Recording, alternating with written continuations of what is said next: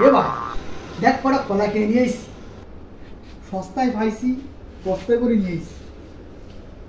বহু 7 দিন ধরে কয়ে কয়ে কলা বাড়ি নিয়ে যেতে পারে না।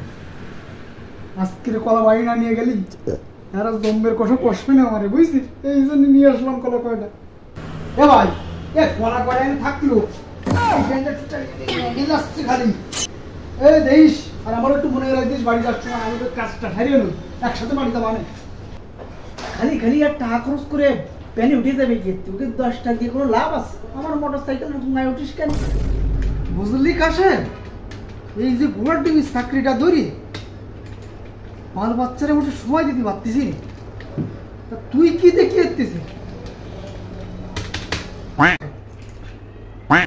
কথা করছিস না কে? তোর বউ কি আজকে তোর ভূত হয়েছে না নাকি?